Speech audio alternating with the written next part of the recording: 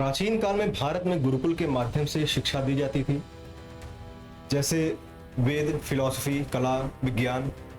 और ये जो शिक्षा की प्रणाली थी आध्यात्मिक और व्यवहारिक दोनों तरह के ज्ञान पर आधारित थी, और साथ ही साथ कैरेक्टर डेवलपमेंट और स्पिरिचुअल ग्रोथ यानी आध्यात्मिक विकास पर जोर देती थी। उस समय के बड़े विश्वविद्यालय की बात की जाए तो तक्षशिला और नालंदा विश्व स्तर पर प्रसिद्ध थे और विदेश से भी छात्र पढ़ने आते थे। उस समय की भारतीय शिक्षा प्रणाली बहुत ही विकसित थी आज के अगर समय से तुलना की जाए तो। ये वीडियो भारत की प्राचीन एजुकेशन सिस्टम के बारे में नहीं है, बल्कि आज के मॉडर्न एजुकेशन सिस्टम के बारे में है। ये बस एक इंट्रोडक्शन था कि हमारी शिक्षा प्रणाली कितनी डेवलप्ड थी और आज के समय की अपने देश के एजुकेशन सिस्टम का क्या हाल रहा है। आज के समय में भारत में एजुकेशन सिस्टम मेरे शब्दों में एक मजाक बन गई है, क्योंकि एजुकेशन के नाम पर सिर्फ रट्टा मारा जा रहा है। सोचने की आज़ादी नहीं दी जा रही है, बच्चों को स्किल्स नहीं सिर्फ मार्कशीट दी जा रही है। किताबों में जो लिखा है वही आखिरी सच बना दिया गया है, चाहे जमीन पर हकीकत कुछ और ही क्यों ना हो। अगर बात की जाए वेस्ट के स्कूल्स और कॉलेजेस की, तो वहाँ पर स्टूडेंट्स को जो स्टूडेंट्स होते हैं उनके स्किल्स पर ध्यान दिया जाता है। रट्टे वाली पढ़ाई अगर वो आज करते तो वेस्ट में साइंस का इतना विकास न हुआ होता। ऐसा ही क्यों है कि ज़्यादातर आविष्कार और नई नई साइंटिफिक, मैं कहूँगा इवोल्यूशन, वेस्ट में ही क्यों होती है? क्योंकि उनको रट्टा नहीं मारा जाता है। बचपन से इनको स्किल पे इतना फोकस किया जाता है और मैं कहूँगा व्यवहारिक चीज़ों पे इतना ध्यान दिया जाता है कि वो अपने से ये सब चीज़ों का डेवलप अपने माइंड में बचपन से ही करने लगते हैं। इंडिया में क्या है कि हमें 12th तक नहीं पता चलता ज़्यादातर स्कूलों में कि हमें बड़े होकर करना क्या है। ज़्यादातर लोग यहाँ पे सिर्फ BA तक ही सीमित रह जाते हैं और उसके बाद फिर IAS PCS की तैयारी करेंगे, अपना आधा साल खराब करेंगे। आधा साल क्या है, मतलब मान के चलिए 7-8 साल उसी में लगे रहेंगे। बाल झड़ना, मोटापा आना, डिप्रेस होना, ये सब चीज़ें फिर आती रहेंगी, क्योंकि बचपन से इनको स्किल्स पे ध्यान नहीं दिया गया है। फिर माँ बाप आते हैं, माँ बाप कहेंगे कि भाई चलो अब तुमको ये करना है, इस चीज़ की तैयारी करनी है। अपने बच्चों से ये नहीं पूछेंगे कि बेटा तुम्हें क्या करना है। तो ये सीन है अपने भारत के शिक्षा प्रणाली का। तो इसीलिए वेस्ट में क्या है ना कि इवोल्यूशन होते रहते हैं और अभी तक लोग वहां पे मार्स पे जाने की बात कर रहे हैं और हम यहाँ पे जातिवाद, इन सब चीजों पे उलझे हुए हैं। अपने देश में क्या है कि स्टूडेंट गया भाड़ में, उसकी स्किल गई तेल लेने, बस फीस टाइम पर मिल जानी चाहिए। फीस लेने के मामले में यहाँ के जो टीचर्स हैं उनकी स्किल्स बहुत ज़्यादा तगड़ी है। रूरल और अर्बन एरियाज़ में क्वालिटी ऑफ एजुकेशन की असमानता रही है। अब जैसे आप देखेंगे गाँव के एरियाज़ में, वहाँ पर बच्चा स्कूल जाए या ना जाए कोई दिक्कत नहीं है। स्कूल्स के भी मतलब जो स्कूल होते हैं वहाँ पे भी टीचर्स और घर के जो बच्चों के जो पेरेंट्स होते हैं उनका मतलब जो रिलेशन होता है घर जैसा रहता है कि आप स्कूल आओ या ना आओ, पास कर दिया जाएगा। और इस गांव रूरल एरियाज़ में जो प्राथमिक विद्यालय हैं, जैसे मैं उत्तर प्रदेश में जो सरकारी स्कूल हैं जिन्हें हम प्राथमिक विद्यालय के नाम से जानते हैं, वहाँ की स्थिति इतनी ख़राब है कि गवर्नमेंट स्कूल होने के बावजूद भी वहाँ की एजुकेशन क्वालिटी इतनी बेकार है कि आप किसी भी बच्चे से कुछ भी पूछोगे वो बता नहीं पाएगा। बेस इतना कमज़ोर है, क्योंकि टीचर्स की जो भर्ती होती है वो टीचर्स सरकारी टीचर बन तो जाते हैं उन स्कूल्स में पढ़ाने के लिए, लेकिन अपना न जाकर किसी और को जो है वहाँ पे सिट किए होते हैं कि भाई तुम चले जाओ, मैं नहीं आ पाऊँगा, बस मुझे पेमेंट चाहिए। तो ऐसे में कैसे लोगों की स्किल डेवलप्ड होगी और कैसे लोग उनका बेस कैसे स्ट्रांग होगा कि आगे चल के हमें करना क्या है। तो ये है सीन अपने इंडिया का।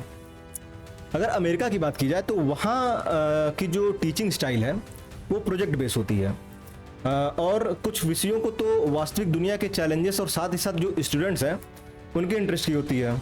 जो सोसाइटी में और जो वहाँ के सिनारियो में जो चल रहा होता है उसके अकॉर्डिंग ही उनको प्रोजेक्ट दिया जाता है कि भाई जाके अपने हिसाब से देखो और उस बारे में आप लिखो।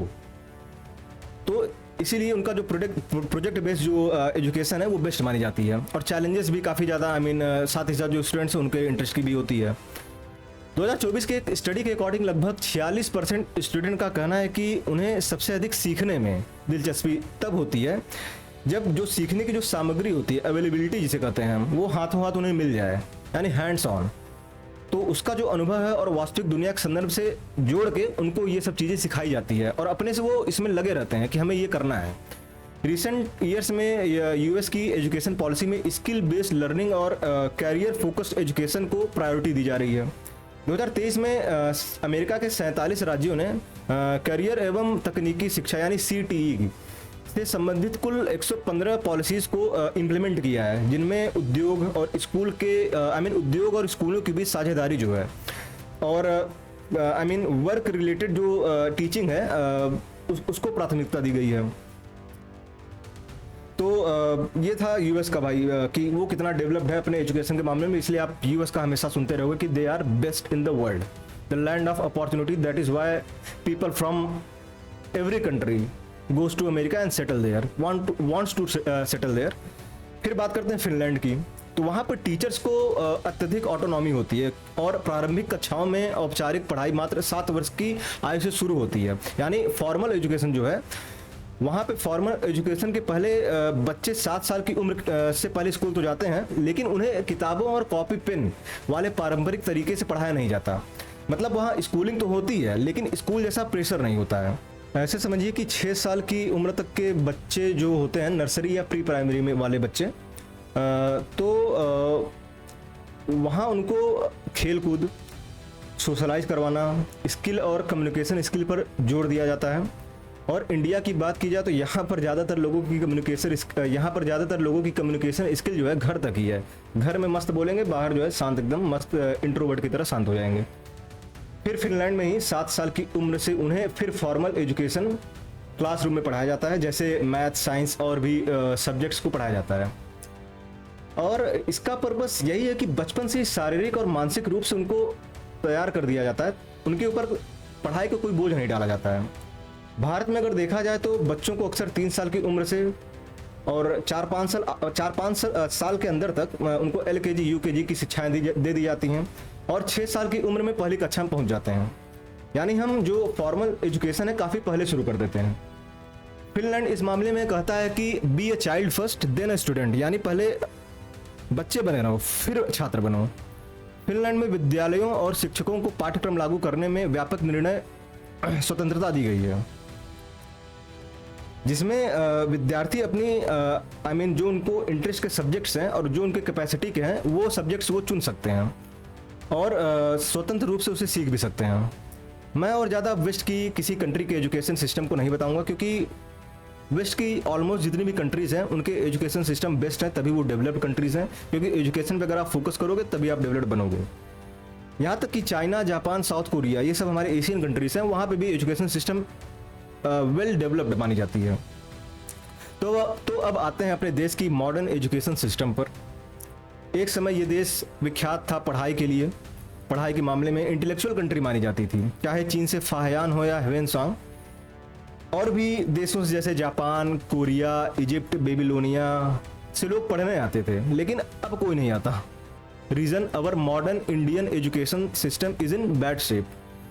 तक्षशिला नहीं रहा, नालंदा नहीं रहा, अब हमारे पास दिल्ली यूनिवर्सिटी जैसे बड़े कॉलेजेस हैं जहां टीचर्स रेगुलरली क्लासेस नहीं ले रहे। उनका कहना है कि गेस्ट फैकल्टी में जो टीचर्स हैं उनकी हायरिंग देर से हो रही है और साथ ही एड हॉक को बंद करने के कारण क्लासेस नहीं ले पा रहे। एड हॉक एक ऐसा सिस्टम है जिसमें एक प्रोफेसर को टेम्परेरी हायर किया जाता है लगभग 3 महीने या कभी कभी 1 साल के लिए उन पदों को भरने के लिए जो खाली हैं। एक और मामला जहां 2022 में एमफिल कोर्सेस बंद करना था, जो नेशनल पॉलिसी 2020 के अनुरूप था। मुंबई यूनिवर्सिटी का एक मामला जहां पर मुंबई यूनिवर्सिटी के कुछ प्रोफेसर्स ने नेशनल एजुकेशन पॉलिसी 2020 में मिसमैनेजमेंट, एग्जामिनेशन डिपार्टमेंट में देरी और गलतियां, सब कैंपसेस जो हैं मुंबई यूनिवर्सिटीज़ के, उनके इम्पॉर्टेंट जो फैसिलिटीज़ हैं उनको उनमें जो कमी पाई गई है उसके लिए प्रदर्शन करना। अगर नेशनल एजुकेशन पॉलिसी 2020 को सरल शब्दों में मैं बताऊं तो इसमें बच्चों को रटने से हटाकर सोचने, समझने और स्किल बेस्ड एजुकेशन देना है। चीज़ तो बहुत अच्छी है। और इस पॉलिसी की इम्पॉर्टेंट बात यह है कि इसमें पुराने जो 10+2 सिस्टम था उसे हटाकर 5+3+3+4 सिस्टम लाया गया, यानी 3 से 18 वर्ष की आयु के बच्चों को कवर करती है। और इसके अकॉर्डिंग अब बच्चों की पढ़ाई 4 हिस्सों में बटेगी, जैसे बेसिक स्टेज यानी आधारभूत चरण, जिसमें 5 वर्ष तक यानी 3 से 8 वर्ष की आयु के जो बच्चे हैं, जिसमें 3 वर्ष का प्री स्कूल और कक्षा 1 और 2 में जो शामिल हैं वो बच्चे आएंगे। ये खेल और गतिविधि आधारित शिक्षा पर फोकस्ड है। फिर आता है प्रिपरेशन फेज, यानी तैयारी का चरण, जो 3 साल तक चलता है, जिसमें 8 से 11 तक के एज के जो बच्चे हैं, यानी कि जो क्लास 3 से 5 तक हैं, उन्हें लैंग्वेज और मैथ स्किल को डेवलप करने पर ध्यान देती है। फिर आता है मिडिल स्टेज, यानी मध्य चरण, जिसमें 11 से 14 साल के जो बच्चे हैं, क्लास 6 से आप कह सकते हो 8 तक के बच्चे, उनको साइंस, आर्ट, सोशल साइंस जैसे सब्जेक्ट्स को इंट्रोड्यूस करवाया जाएगा। और अंत में आता है सेकेंडरी स्टेज, यानी माध्यमिक चरण, जो 4 साल तक चलता है, यानी 14 से 18 वर्ष तक के जो बच्चे हैं, जो क्लास 9 से 12 तक में हैं, उनको मल्टी डिसिप्लिनरी एजुकेशन, यानी बहुविषयक, जिसमें कई सब्जेक्ट्स की पढ़ाई होती है, और साथ ही साथ फ्लेक्सिबल सब्जेक्ट्स को भी आप चुन सकते हैं। इस पॉलिसी का ऑब्जेक्टिव ये है कि सभी के लिए क्वालिटी एजुकेशन, पढ़ाई के प्रेशर को कम करना और स्टूडेंट्स के ओवरऑल प्रोग्रेस पर ध्यान देना। चीज़ें काफ़ी सही हैं इस पॉलिसीज़ में, लेकिन आइए कुछ ऐसे केसेस की बात की जाए जो दिखाती हैं कि कितना ओवरऑल प्रोग्रेस हुआ है अब तक हमारी शिक्षा प्रणाली में। वैसे एक ये सरकाज़म था। पेपर लीक के केसेस 2019 से 24, यानी 2019 से 2024 के बीच 65 से अधिक परीक्षा पत्र लीक की घटनाएं हुई हैं। इसमें नीट यूजी 2024 और यूजीसी नेट जैसी परीक्षाएं शामिल हैं, जिसमें लाखों छात्रों को प्रभावित किया। फिर स्टूडेंट सुसाइड केसेस, जहां 2022 में 13,044 छात्र आत्महत्याएं हुई, और ये रेशियो हर साल जो है 4% बढ़ रही है, जो नेशनल एवरेज है उससे कहीं अधिक है। भारत के साथ समस्या ये रही है कि यहाँ पर सरकारी नौकरी का जो पागलपन है वही इन सब घटनाओं का कारण है। पेपर लीक तब होते हैं जब किसी पिता को सिर्फ सरकारी नौकरी ही देखनी है अपने बेटे के द्वारा, तो वो जुगाड़ करके पैसे देकर नौकरी दिलवा देता है, चाहे बेटा लायक हो या नहीं, और फिर पता चलता है कि पेपर लीक हो गया। यही सरकारी नौकरी के चक्कर में लगे हुए हैं लोग 8 से 10 साल से, लेकिन पेपर अच्छा गया तो पेपर लीक, नहीं अच्छा गया तो भाई सुसाइड करना, ये सब केसेस, डिप्रेस्ड होना। जेई के जो छात्र तैयारी कर रहे हैं उनके सुसाइड केसेस काफ़ी ज़्यादा है। मात्र 2023 में कोटा से 26 मामले सामने आए हैं जो एग्ज़ाम प्रेशर से रिलेटेड है। तो ये जब तक पागलपन रहेगा पढ़ाई का, तो ये केसेस सामने आते रहेंगे। आप कितनी भी पॉलिसीज ले आओ, ये केसेस कम नहीं होंगे, क्योंकि यहाँ पर स्टूडेंट्स को गाइड करने के लिए जो टीचर्स हैं उनको कुछ नहीं पड़ा है कि स्टूडेंट्स को मोटिवेट किया जाए। और स्कूल्स की बात की जाए तो जो गवर्नमेंट टीचर्स हैं वो तो क्लास ही नहीं लेते, तो बच्चा क्या ही सीखेगा, उसका जो बेस है वो कैसे स्ट्रांग होगा। एक केस है जहाँ प्रिंसिपल 3 साल से एब्सेंट है और 150 बच्चों को पढ़ाने के लिए कोई टीचर्स भी नहीं। ये गाजियाबाद का केस है। इस तरह से इंडिया में बच्चों का स्किल डेवलप किया जाता है, जहाँ प्रिंसिपल्स, टीचर्स कोई नहीं है, बस बच्चे हैं और उनको अकेले छोड़कर उनके पढ़ाई में योगदान दिया जा रहा है। मध्य प्रदेश के एक जिले में ऐसे केसेस हैं जहां 15 टीचर्स शराब के नशे में कक्षाओं में उपस्थित पाए गए। हो सकता हो उनको स्टेज फियर हो, इसलिए डर गए हों, और डर को भगाने के लिए एक एक पैक भाई कि चलो भाई आज एक एक पैक हो जाए और फिर बच्चों को पढ़ाते हैं, डर लग रहा है। तो ये हाल है हमारे देश की शिक्षा प्रणाली का। गुजरात के एजुकेशन डिपार्टमेंट ने 150 से ज़्यादा शिक्षकों की सेवाएं समाप्त करने का फैसला किया है, जो 1 साल से ज़्यादा समय से ड्यूटी से एब्सेंट थे। नोटेबल बात यह है कि इनमें से लगभग 35 शिक्षक देश छोड़कर चले गए थे। मुझे लगता है जो देश छोड़कर भाग गए हैं, अब वो विदेश के जो बच्चे हैं उनके साथ भी यही करने का प्लान बना रहे होंगे। शायद कुछ लोग कहें कि इसमें सिर्फ टीचर्स की नहीं, स्टूडेंट्स भी पढ़ाई में योगदान नहीं देते। अबे कहाँ से देंगे? क्लास न लेना, पी कर पढ़ाना, बच्चों का बेस कैसे मजबूत होगा? भाई माँ बाप सिर्फ व्यवहारिक और आचरण संबंधित चीज़ें सिखा सकते हैं, लेकिन पढ़ाई तो स्कूल में ही होगी ना। और बेस बनता है स्कूल के एजुकेशन, और स्कूल से ही बच्चों को ये पता चलने लगता है कि उसे बड़े होकर क्या करना है। लेकिन सरकारी स्कूल्स में और रूरल एरियाज़ में आपको ये सब केसेस ज़्यादा देखने को मिलेंगे। और दूसरी सबसे बड़ी लेकिन सबसे प्रमुख समस्या जो कि एजुकेशन सिस्टम को विकसित करने में रोक रही है और साथ ही साथ देश को, वो है रिजर्वेशन। और मैं इस पर कुछ नहीं बोलूँगा क्योंकि बोलकर कोई फ़ायदा नहीं। भारतीय एजुकेशन सिस्टम आज एक ऐसे मोड़ पर खड़ी है जहां इसके पुराने गौरव और आज की चुनौतियां आपस में टकरा रही हैं। ये जो सिस्टम है एक समय दुनिया की सबसे बड़ी और प्रभावशाली शिक्षा प्रणाली थी, लेकिन आज इसे कई मुश्किलों का सामना करना पड़ रहा है। यहाँ तक कि एजुकेशन पॉलिसी जो है 2020 की, अच्छी अच्छी उसमें अमेंडमेंट्स हैं, सुधार हैं, तो उसके बावजूद भी आप देखिए सीन सही नहीं हो रहे हैं।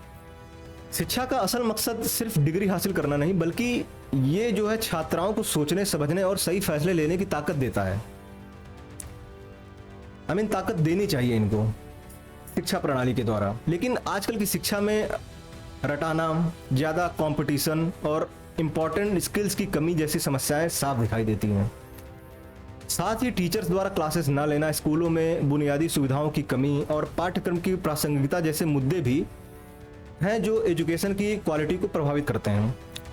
नई शिक्षा नीति जैसे कदम सुधार की उम्मीद जगा रहे हैं, लेकिन असली बदलाव तभी होगा जब ये नीतियां सही तरीके से लागू होंगी। इसके लिए हमें शिक्षकों को बेहतर ट्रेनिंग, सही संस्थान और शिक्षा में नए बदलावों को बढ़ावा देना होगा।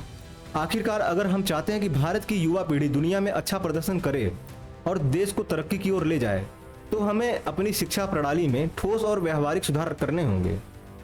तभी हम एक ऐसी शिक्षा प्रणाली बना पाएंगे जो सिर्फ ज्ञान न दे, बल्कि छात्रों को जीवन के हर क्षेत्र में सफल बनाने के लिए तैयार करें।